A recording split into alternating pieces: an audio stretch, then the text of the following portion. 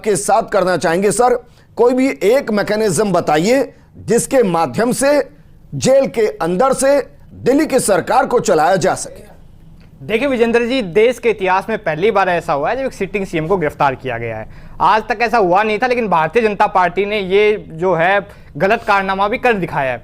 जब इन्होंने कर दिया और जब हमारे नेता बेगुनाह हैं, उनके खिलाफ कोई सबूत, कोई गवाह नहीं है, उनके खिलाफ कोई भी ऐसे आरोप अभी तक तय नहीं हो पाए हैं, तो ऐसे में इस्तीफा देने का कोई मामला नहीं बनता। सरकार देवेंद्र आगे बढ़े उससे पहले सीधा कह दीजिए कि भाई कोर्ट ने उनको बिना प्रूफ के, बिना फैक्ट के सलाखों में डाल दिया है और आप कोर्ट के खिलाफ हैं, आम आदमी पार्टी कोर्ट के खिलाफ है। सीधा कहिए, फिर बात आगे बढ़ाइए। इस सवाल का जवाब देने के लिए मुझे टाइम दीजिएगा एक मिनट।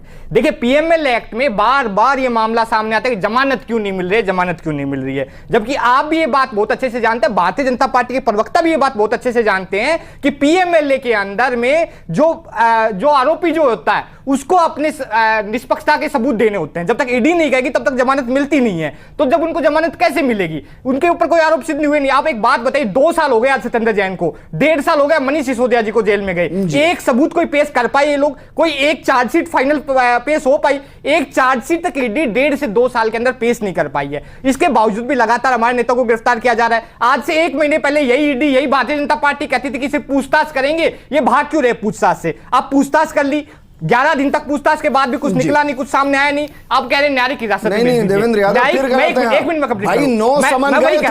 नहीं, हमने यही समन गए थे अरविंद केजरीवाल के सामने। 9 समन के दौरान अरविंद केजरीवाल, मैं बता रहा हूं, 9 समन के लिए पेश नहीं हुए थे। ईडी गिरफ्तार करेगी, ईडी ने वही साजिश रची है। दरअसल भारतीय जनता पार्टी चाहती थी कि अरविंद केजरीवाल प्रचार के लिए बाहर ना जा पाए, यही इनकी साजिश थी, यही लोग करना चाह रहे हैं। मैंने सवाल ये किया, भाई मुझे कोई एक मैकेनिज्म बताइए जिसमें सरकार सलाखों से चल सकती। देखिए विजेंद्र जी, ये क्योंकि एक सेंसिटिव इश्यू है और हम लोग कटघरे में हैं, तो मुझे अपनी बात कंप्लीट में करना चाहूंगा इस टॉपिक पे। देखिए, न्यायिक हिरासत में भेज दिया गया, क्योंकि न्यायिक हिरासत में तब भेजा जाता है जब यह अंदेशा होता है कि कोई छेड़छाड़ सबूतों से की जाएगी। जो सीएम 2 साल से जेल के बाहर था, उसने कोई छेड़छाड़ करनी होती कर चुका होता, उसने की नहीं। वो क्योंकि ईमानदार थे, उन्होंने कुछ गलत नहीं किया। अब वो कह रहे कि इनको हिरासत में भेज दीजिए। दिल्ली की जनता को परेशान किया जा रहा है, दिल्ली के जो मंत्रिमंडल है उसका काम रोकने की कोशिश लगातार की जा रही है। दिल्ली के चुने हुए मुख्यमंत्री को, जो भारी बहुमत से चुने गए, उनको जेल में डाल दिया गया क्योंकि विधानसभा चुनाव में उनको हरा नहीं पाए, एमसीडी में उनको हरा नहीं पाए, तो अब जेल में डाल दिया कि जेल में डाल करके अब राष्ट्रपति शासन लगा करके ये दिल्ली की जनता के जो जनमत जो था उसका अपमान भारतीय जनता पार्टी करना चाहती है। पहले तो चीजों को समझिए सर, राष्ट्रपति शासन यूं ही नहीं लगता है। अगर विधायकों का बहुमत आपके पास है तो मुख्यमंत्री नया चुनिए और सरकार चलाइए। देखिए बेवजह कुछ भी। देखिए, जब हमारे नेता बेगुनाह लॉजिक है राष्ट्रपति शासन लगाने का, जेल से बाहर आ जाएंगे। लॉजिक है कोई? लॉजिक तो भारतीय जनता पार्टी अगर लॉजिक से काम करती तो आप मुझे बात बताइए। एक सवाल का जवाब दीजिए। मैं यही चीज समझना चाहता हूं। नहीं, मैं ईडी ने कार्रवाई की, मैं उसी पे ईडी ने कार्रवाई की, ईडी की कार्रवाई पे एक सवाल कर रहा हूं। कोर्ट ने सजा, कोर्ट ने ईडी की कार्रवाई जेल भेजा। मैं ईडी की कार्रवाई पे एक सवाल कर रहा हूं।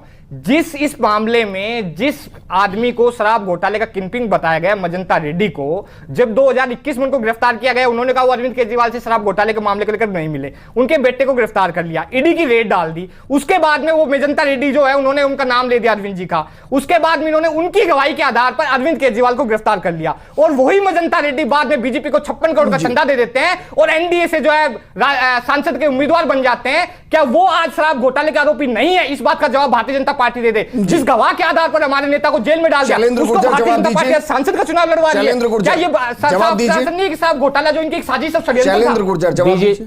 देखिए विजेंद्र जी, चोरी और सीना जोरी, आपने ईडी ने जो कार्रवाई की है उसमें कितनी लंबी कार्रवाई है, सुनिए पहले आप सुन लीजिए। ईडी जी ने कार्रवाई की, 32 आरोपियों को पकड़ा है और आपके सलाहकार। मेरा सवाल साफ है, मजंता रेड्डी आरोपी है या नहीं है? आप ये बताइए, आज ऑन कैमरा बताइए। आपको तो ईडी से जवाब पूछना चाहिए। ये ईडी और कोर्ट, आप पे आज आपको कोर्ट पर भी विश्वास नहीं है। देखिए विजेंद्र जी, जब इनको लोकतंत्र में विश्वास नहीं है, कोर्ट